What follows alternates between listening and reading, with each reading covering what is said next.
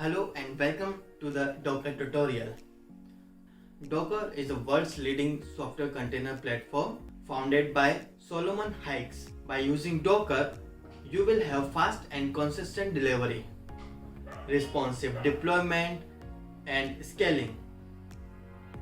By using Docker, you can run more workloads on the same hardware. So in this video, we will talk about problem statements.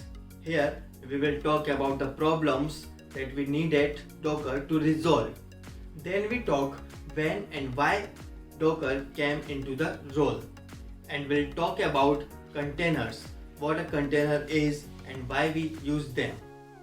And we'll see how containers make development process more easier and more efficient for us, and how they resolve some of the problem that we face at the time of deployment. We will also talk about the container repository, which is basically a storage for the containers.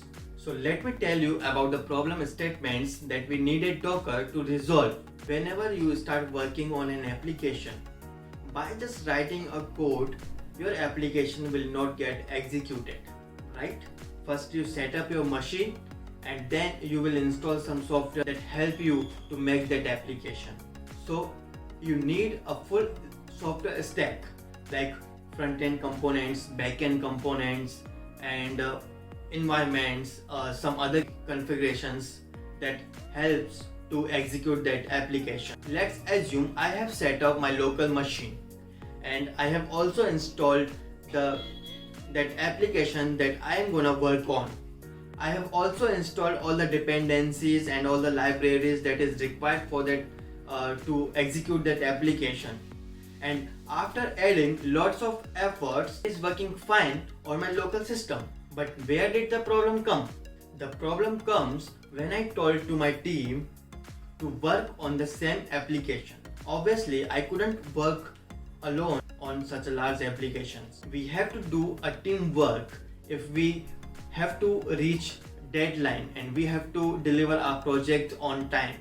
So for example, I have 5 members in my team, and now what the 5 members will do, everyone will be busy in the setup of the application in their local machine, right? And the application which is purely compatible on Ubuntu operating system but not as reliable on Windows as it should be, then those Windows guys will follow some different instructions to install the libraries or the dependencies on their system, and maybe they need some time to research on how to install and how to configure those libraries in the Windows operating system. And after their lots of efforts, they will be able to install and configure those libraries and dependencies in their local machine. And how long it will take, they themselves cannot say anything, because every library has different instructions and a different process to installation and configuration for different operating system. They can't even say it will work in one go. Or sometimes there's also issue comes related to the version of those libraries. Sometimes it happens like the application that we are working on, it is working fine on my local system, but when we are configuring it on some other developer's system, it won't work, or maybe on the development, or maybe on the staging, or on the production environment, it won't work because of differentiation between the version of the libraries. So we also need to make sure that version of the libraries is same on the local machine and production or maybe staging environment. So there are lots of problems have to be faced. And the second option for the developer to resolve this type of issues is virtual machine. They can set up virtual machine and they can execute that application. But even in that, they have to installation, they have to configuration, they have to set up from beginning to end. If we are talking about the virtual machines, so it is not just a one person that we need to install or set up that virtual machines. We have 5 people, and it is just an example. It can be more than 5.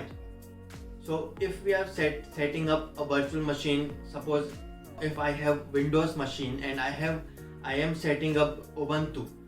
So the whole process which a single person will follow to set up a virtual machine, these 5 people also follow the same process to install or set up, configure the Ubuntu in their machine. Not only Ubuntu operating system, apart from that we have also other softwares that we need to install in our virtual machine.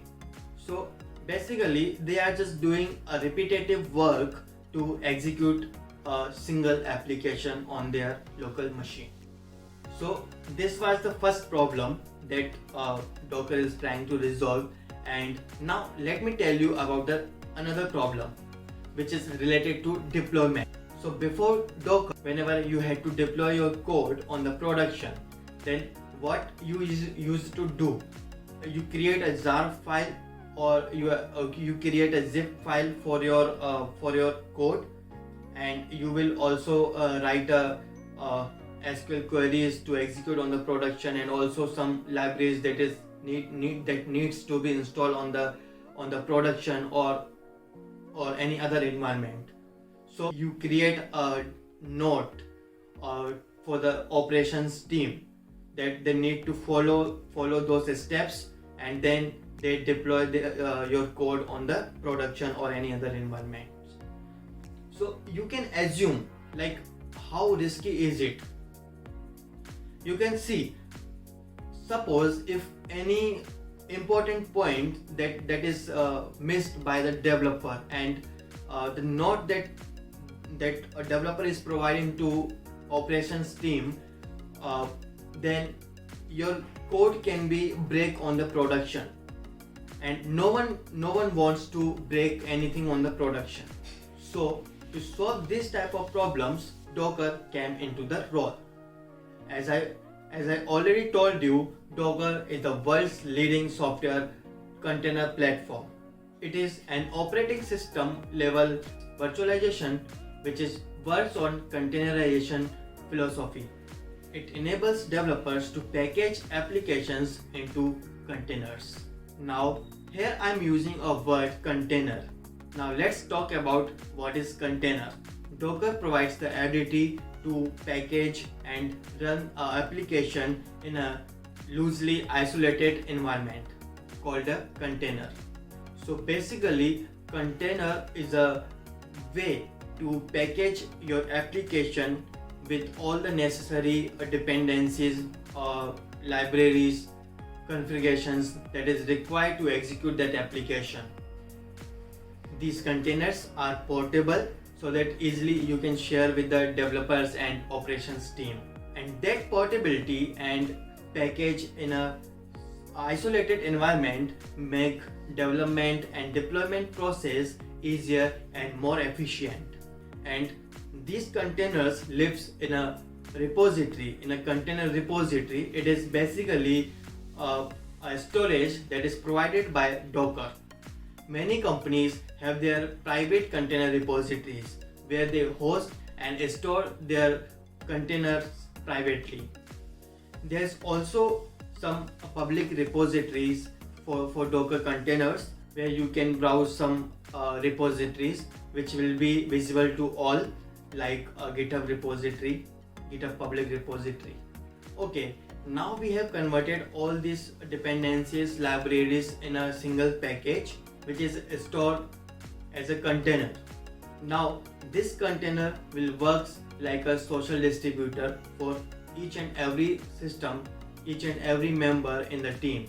It means that we no longer needs to go to the individual systems and install those libraries and dependencies in their local systems, because we already put all these dependencies in a container, and that container is providing all the services to the all individual systems.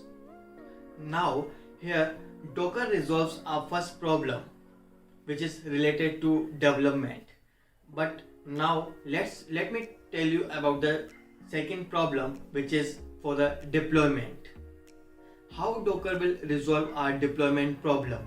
As I said, before containers, developers share a textual guide to operation team for the deployment.